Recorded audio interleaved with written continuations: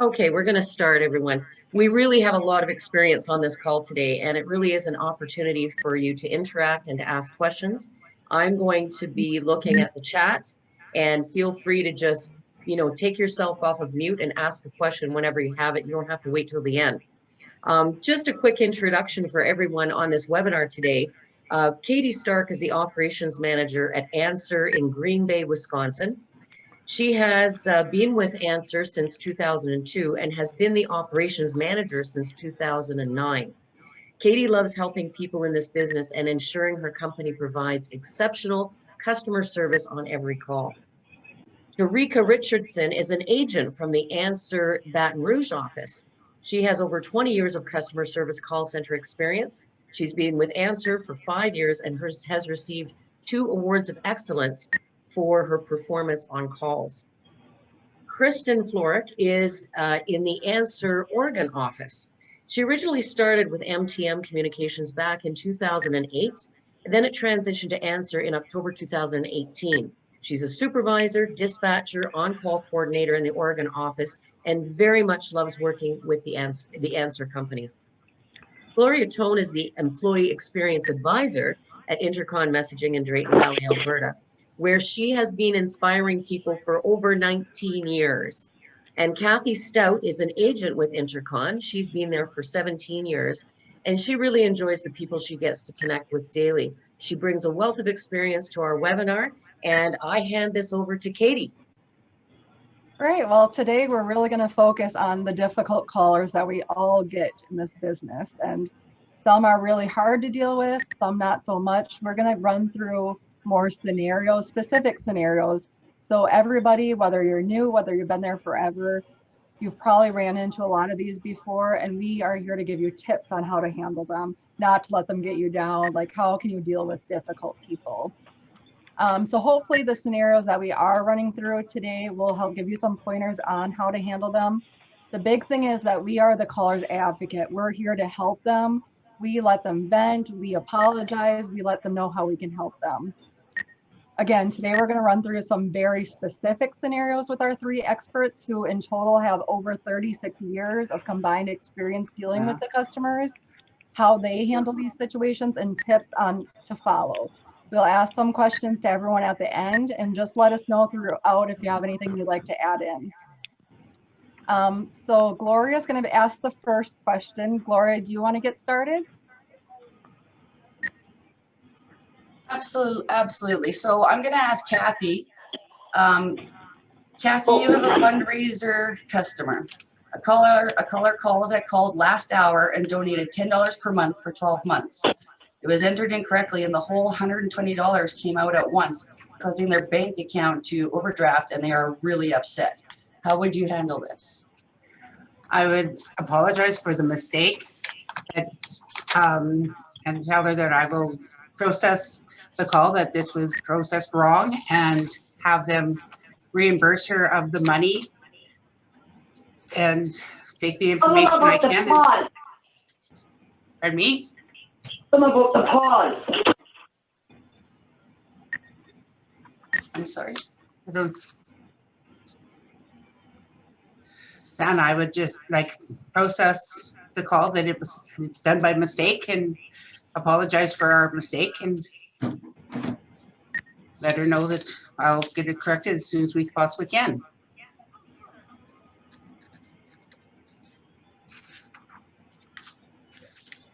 Great. Okay. Well, the next question is going to be for Tarika. Tarika, so client ABC, we'll call them, seems to have a lot of customers who call in to complain about their product. Mr. Brown is now on your line, and he demands to be put through to a supervisor immediately because he has called 3 times this week. You know the messages are emailed directly to the customer service team after completing each message, so they for sure have the message. Your only contact method is to email and consider it done, and you do not have any contact numbers for anyone else there. Discuss how you would de-escalate the anger and frustration Mr. Brown has and help resolve this call. Well, first and foremost, I would apologize to Mr. Brown for not getting a response, and then also acknowledge his frustration with the product. I would advise him that I can see his other messages, and I do see that they have been sent over to customer service. Now, as far as him requesting a supervisor, I will let him know that I would be happy to take another message. I will put in the message that I will attention it to the supervisor, and again, just to reassure him that his message will be sent immediately. Great. Thanks, Tarika. Gloria, do you want to ask the next question for Kristen? Hi, Kristen. Let's say that you have a caller that says, I called 2 hours ago to have the nurse reached as this patient here is not doing well, and no one has called me back yet. What is going on? You find the message, and for some reason it was never called out in error. What do you do? Well, I would apologize firstly for the situation, and that I would state that I would like to verify their information just to make sure that everything we have is correct, so they feel that their call is important, and I do want to make sure that everything we have is verified. I would not tell the caller that it wasn't called out, however, just to avoid further frustration and worry on the caller's end. I wouldn't want them to feel more frustrated and more worried after telling them, oh, I'm sorry, it wasn't called out. I would just then reassure them that they are our top priority, and that I would either personally let the dispatcher know to call that message out right away, or if I was dispatching myself, I would make sure to reassure them that I would personally be calling it out to the nurse, and that I would also tell them what we can do for them and what I will do for them rather than what I cannot do for them. That's why I would avoid telling them that it wasn't paged out altogether. Fantastic. Tarika, do you have anything that you'd like to add? No, that was perfect. That's how I would handle it, Kristen. Yeah, you bet. Kathy, how about you? Same, I would just reassure him that it will be called out, and, you know, the nurses will be contacting him shortly. Yeah, don't you really find it that sometimes admitting fault just opens another can of worms? So if something does have to be researched, pass that on to a supervisor or customer service team, because when agents start trying to research it for the caller, that tends to make people more upset about the situation. You know, we've had that happen here periodically. It's like sometimes callers want answers immediately. It's better sometimes to say, we'll get this to the appropriate person or research and get back to you, because you don't want to give immediate information that may upset them more. Something though I would do is when I pass it on to the nurse, I would let her know that he had called earlier and that somehow it had been missed, so that she's aware that he's upset, Right. that he hadn't been contacted. Yeah. Great. Okay, so the next question is for Kathy. So this is dealing with a warranty customer. So the caller is upset because we don't have access to tell them what's covered under their warranty plan. They're upset because their air conditioning's broken. They need to know if it's covered, if they need to call somebody themselves. How do you communicate to a caller that you are possibly the answering service, after hour service or something, and do not have access to this information without saying that you're just the answering service? I would let them know that that kind of information is kept under their personal files, and that we have no access to the personal files for confidentiality reasons, so that then you know, I can take the information, send it over, have the appropriate person who deals with the contracts and legalities get back to them. Then I'm not putting us out in the, you know, giving them the wrong information, and you know, tell them that somebody will get back to you as soon as, you know, if it's after hours, you know, that the office, you know, I'm the overflow call taker, so that, you know, if the office is busy or not in, that we do take their messages and they will get back to them as soon as somebody's available and answer his questions. Great. Kristen, do you have anything you want to add to that one? I would pretty similarly do the same thing. Just say, like I said before, tell them what we can do for them and reassure them that they're a priority, and just kind of be understanding and listen to them. Most of the time people really just want to be heard. So I think that's important. Tarika? Yes, it's really important, especially when dealing with warranty companies, for instance, especially ones that don't want us to say that we are the answering service, to tell the callers that this is the overflow line, as Kathy stated, or this is the messaging center. Even some of the HVAC companies want us to say that we're the receptionist. So that would be, just to let them know that I have your information and I will pass it along to the proper department or person or whoever handles. Great.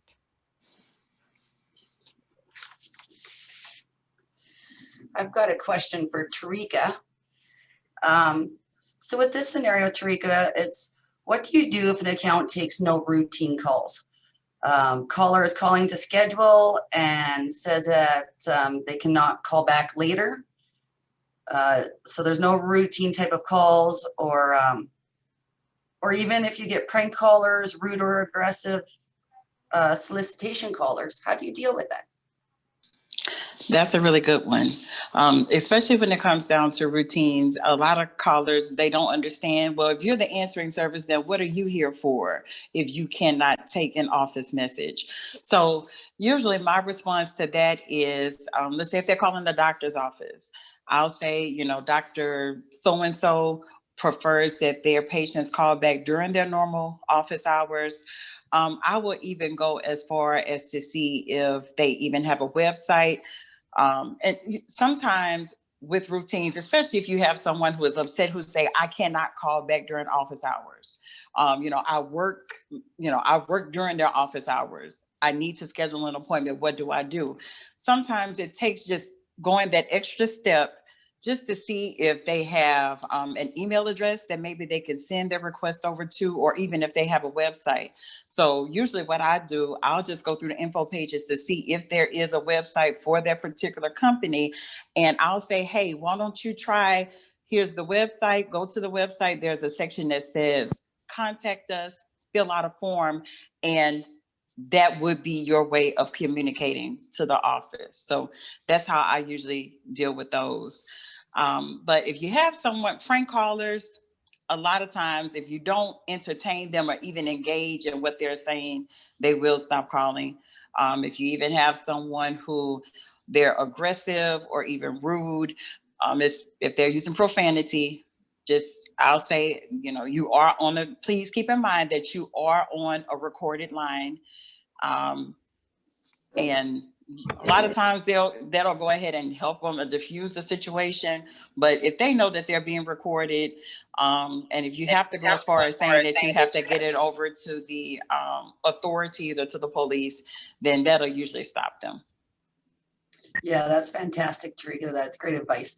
I think we've all had experiences where somebody was yanking our chain at the other end of the phone, and dealing with it elegantly while still trying to manage the rest of our calls is definitely a challenge when you feel like you don't have time for that. So I appreciate that. Thank you.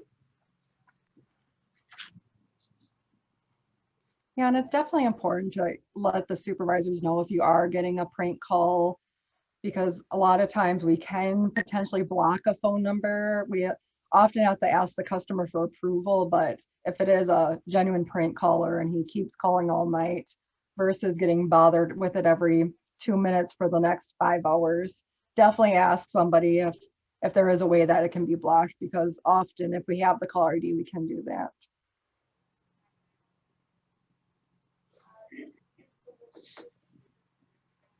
Kristen, do you want to add anything else about that scenario? Well, oftentimes we do get calls here where it's similar, no routine, but so I will explain to the caller, I apologize, and I do understand that you have a busy schedule. However, I'm only allowed to take after hours emergency calls, and oftentimes they stop there and they don't go further because I say the word emergency or urgent or diary emergencies. They will often stop there and won't proceed. That's usually how I handle it. And if they keep going, then I will try to calm them down the best I can. And like Tarika said, I will look in the info pages, try to find website, phone number, anything I can to calm them down further. Great. Now, one thing that I do, if there's an account with that doesn't have routines, sometimes I don't say unless they really push as to, to question, why does this company have an answering service after hours if we're not taking messages? Sometimes I don't offer to let them know that it's for emergency calls, only because you will have some people who try to manipulate and say, well, I have an emergency.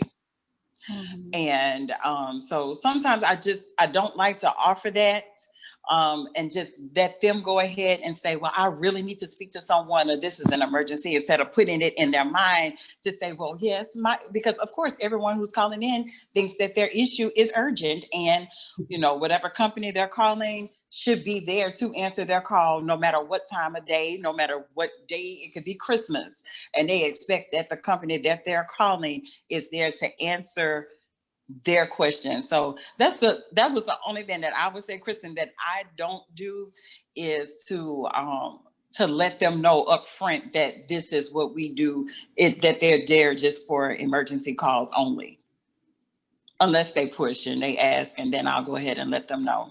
Absolutely. I agree. And often it, like you said, it's kind of case by case, and it just depends on the situation. If they really push comes to shove and you have to, then yes, I will.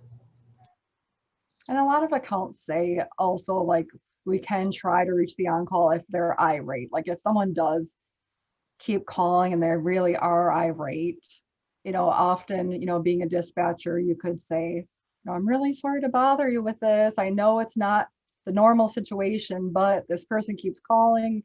Sure, your company doesn't want to be billed for him calling 10 times because he's so upset about this. So a lot of times the on-calls will take it and deal with it on their end at least too. So yeah. I have a question actually in the chat. It's from Nancy, and she says, how do you respond to, oh, you're the answering machine, or just the answering service? How do you respond to that? Oh, that's the worst. Yes, that's a definite trigger. I don't like just the answering service. No. Machine. But my response to that is that, this company wants to be sure, no matter what time of day or night their callers call in, that they have someone to answer the call. And if it is one that we can take routines for the next day, then wonderful. That works out fine. That works out perfect, actually. So I just let them know that they want all of their calls answered. So that is what I'm here for, to take the message and get it forwarded to the office so they can have it when they get in for the next morning. Right. We're still here to help, even if we are the answering service. So as long as callers know that. I always tell them, if they ask if I'm the machine, I always tell them, no, you have to feed me. Picks up it. Maybe too. And sometimes I have found that a lot of times if a male calls in and he's talking to a female, he doesn't want to listen to a female answer his question. And it doesn't give me credit for knowing what I know. So sometimes I call the on-call person, and usually it's a male, and have him answer the question, or tell them that when they get kind of aggressive that, coming from a male will take it. Coming from a female, a lot of times they don't want to hear you. That old stigma. Yeah.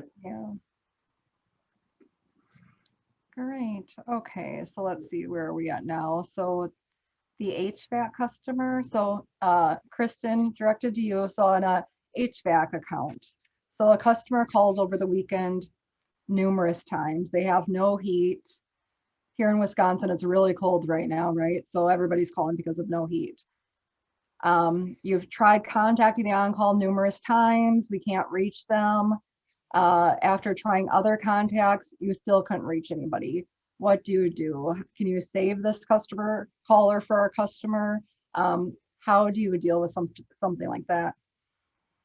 I would start by apologizing, of course, for the inconvenience and also say that I understand that it's very frustrating and that I would also express to them that I have maybe not say exhausted every option, but I would say that I have tried every contact person that we have, and I went through the whole list of calling people. So I would be sure to, I would take another message, but I would tell them that I would document all of the attempts on reaching the on-call over the weekend. So to be sure that the office's attention, they get the attention of the office first thing Monday, whenever the office returns in the morning, so that their message will take precedence over anyone else's. And I'll just be sure to tell them that I will document every attempt on reaching the on-call. Unfortunately, maybe not use unfortunately, as that can be a trigger word, but I will say that I've tried to reach anyone that I could in this office, and unfortunately I wasn't able to, and that I would make sure to send that message over to the office first thing in the morning so that it takes first priority. Yeah, that's what's hard. It's like we were discussing before on the hospice one. Do you explain to callers what you've been trying to do, or what the error is or not? Like it's a hard situation. Do we try to cover for our customer and say, I'm sorry, they're probably just really backed up, they'll get back to you as soon as possible?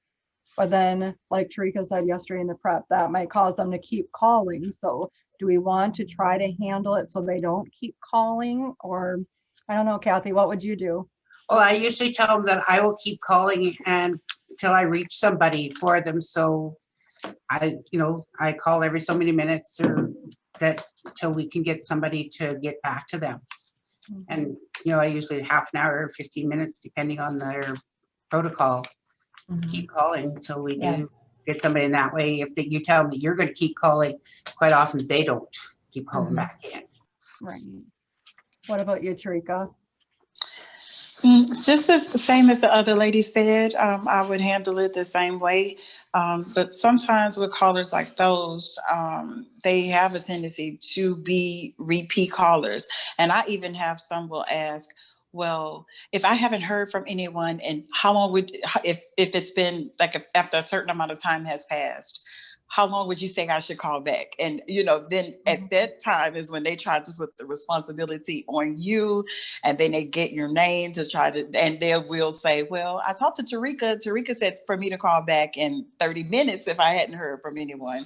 But usually in that case, I'll let them know, we have been trying to reach everyone who we possibly could. We keep trying, I'll tell them, we keep trying them every 15 minutes or so, just in case there's someone who actually gets escalated and actually gets to speak to someone at the company, maybe the powers that be, and then they question, are we doing the proper protocol, as the answering service? Are we doing what we're supposed to do when it comes down to taking care of their clients? So if it's someone who's really pushy, I will let them know that we try them every 15 minutes or whatever the process is to reach. And I'll let them know that this is what we're doing for them.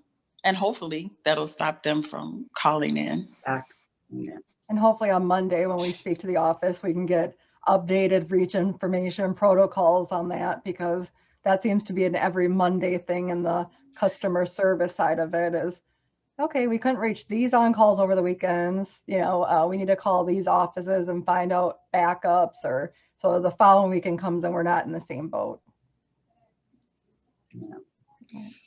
I've got a scenario here about property management, and I'm going to ask Kathy this first, but you have a property management account and they cannot fix no AC calls after dark. You have a caller needing immediate assistance, and the procedure for the client is to take a message and they will go out in the morning to fix it. What can you do to help this caller right now? Take their information and, assure them that somebody will get back to them. But, with the AC being usually on the rooftop and stuff like that, that they aren't able to work on things after dark, after a certain time. And tell them that, as soon as they're in the morning, they'll receive the message and we'll dispatch somebody out to fix it. For if they have any fans, maybe turn them on, but no, you'll take the message and pass it on to the appropriate people as soon as possible. Can I ask a quick question? Absolutely. Would you let them know what the company would consider an emergency? So say they are calling for the AC not working, right? But this company specifically considers like fire, floods, or that kind of thing an emergency. Would you let the caller know? No, No, Yeah, that's No. a tricky one. no, I you agree. don't do, I mean, if they are, whatever issue that they are calling in about, you stick to that. Because again, it's a can of worms that you don't want to open, because people will try to be manipulative and will say, okay, well, oh, you take calls for flooding. My kitchen is flooding. So could you please take a message because my kitchen is flooding, when they're actually calling about the AC, which from the get-go, we already know what it's about. I've had situations where people say, well, I know that they'll come if if my sink is backed up. So just tell them, and then I'll let them know. I do want to advise you that this call is recorded. And, we do know that your initial call is about your AC not working. If you are having an issue with your sink being clogged or overflowing, I can take a message for you, but just know the technician won't be, or maintenance won't be able to assist with your AC because it is after dark. Yeah, like we said, it opens a whole nother can of worms, just like telling anybody what the urgent categories are, for whether it's property management or dermatology. They have strict what is urgent guidelines. So as soon as you tell a caller what those are, they're going to change their story to fit those guidelines. So, and then the customer will just be upset with us. or hang up and call back with somebody else making Right. the call and, using the emergency thing instead of the original call, just to get somebody to come out.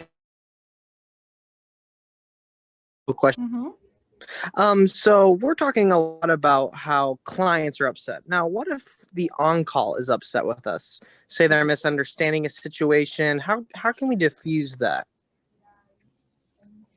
Good question. Yes, I know, that it's one hard. happens. That happens a lot too. Not only am I an agent, I'm also a dispatcher as well. So I run across that too, where the on-call, they'll be, well, what are you calling me up? Why are you calling me about this? And sometimes the on-calls don't know the process or the instructions that the office has even given us for reaching them.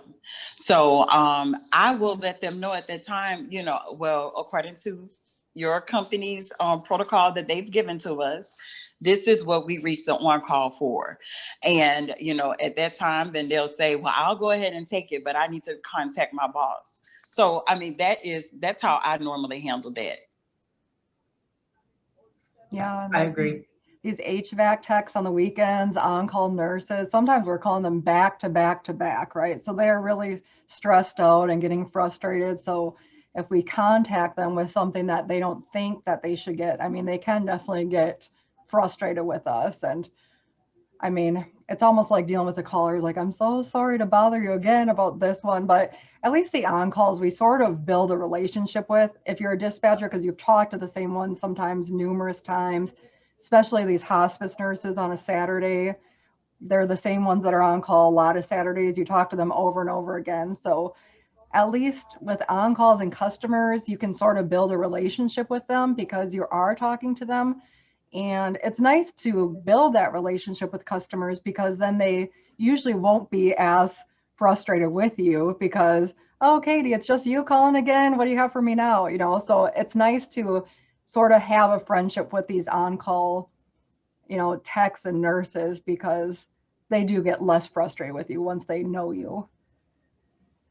Logan, does that answer your question? Yes, perfectly. Thank you so much. You're welcome. Okay, so now we're back to belligerent callers. I think we've sort of touched upon it already, but Tarika, so you have a belligerent caller that is very angry. They're just going on and on and on, and you can't get the information from them. What do you do? How do you handle that?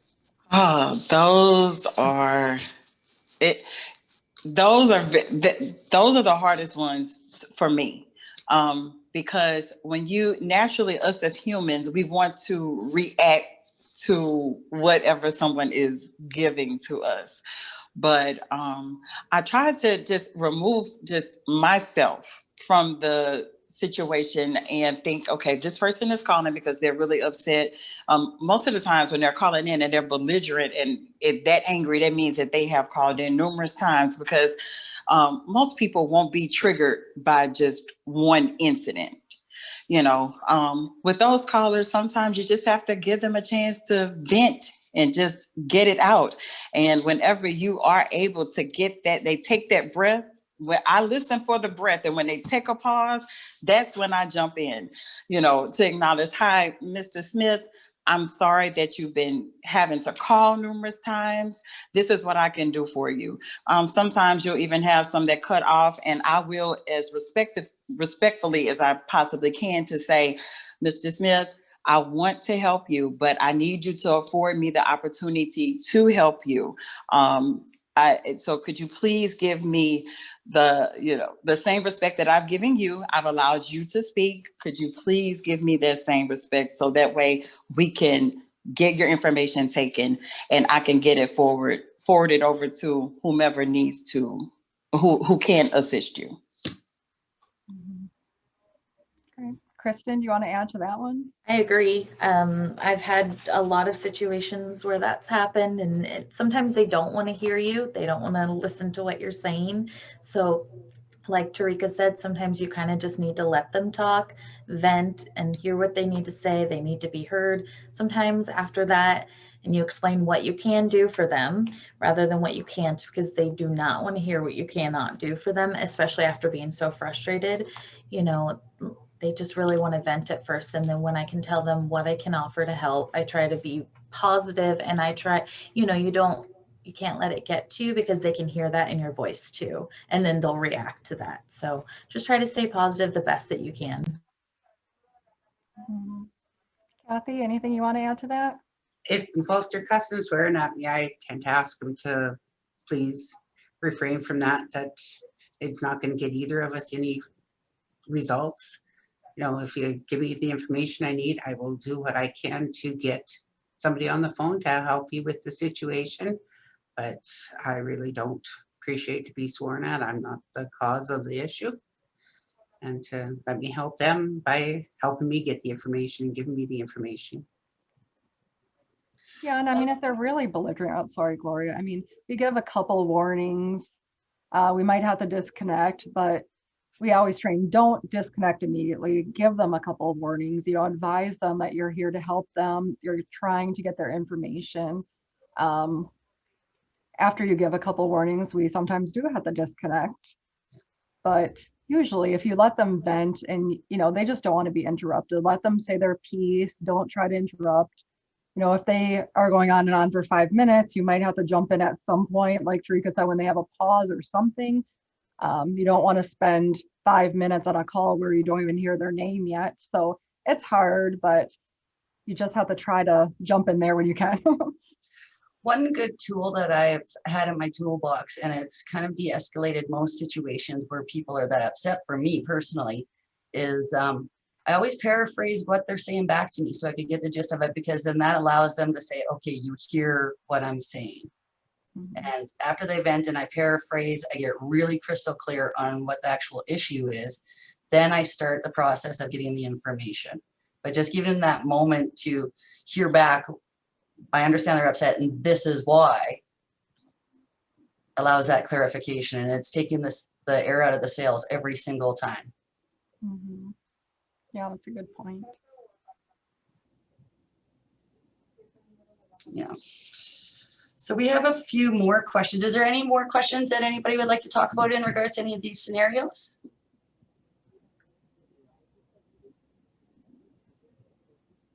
No. Okay, well, I guess Katie, I'll ask the first one here about empathy. I'm gonna invite our panel of experts to give me some tips on displaying empathy. You know, how do you keep the personal touch and keep it sincere when you have to do that for every caller? And how do you remain empathetic when it's day in and day out, especially some of those accounts that are challenging and emotionally challenging? How do you keep that authentic? I just, for myself, I try to put myself in the shoes of the person who's calling in. And it's one real sensitive one is when someone is calling in to report that one of their family members has passed away. You know, you don't want to sound robotic, you know, again, I put myself in their shoes. How would I want someone, if I'm calling in to report that my dad passed away, how would I like someone to talk to me or speak to me and handle my call if I was making that call? So that's how I handle each one of my calls that way. A lot of times I will judge it by the person's tone of voice sometimes on, you know, how sensitive or how should I actually handle the calls. But most of the times, if you're doing the same thing on each one of your calls, you won't have a problem with empathy. I mean, that's just how I look at it. Mhm. That's great. Thanks, Monica. If I have a name, I'll address them by their name, and you know, if it's like a death, I'll, you know, my condolences to the family. You know, can I get your information? And I'll put you through to my caretaker or undertaker so that he can process the call for you. And just acknowledge you're upset and why. Well, and I think that's really the gist of it is, for most of these situations, is allowing people to know that they're heard and they're a person, right? So displaying that empathy. Kristen, would you like to add anything along with that? Well, I agree with Tarika and how you look at the situation and how you would want to be treated if you were going through whatever situation they were going through. Empathy is putting yourself in their shoes and trying to empathize with their situation. So every call is different. And like Tarika said as well, it's just, you know, you kind of base it off the tone of their voice. How were they at the beginning of the call? And, you know, you just do the best that you absolutely can. And I always just try to put myself in their situation and try to really empathize with them.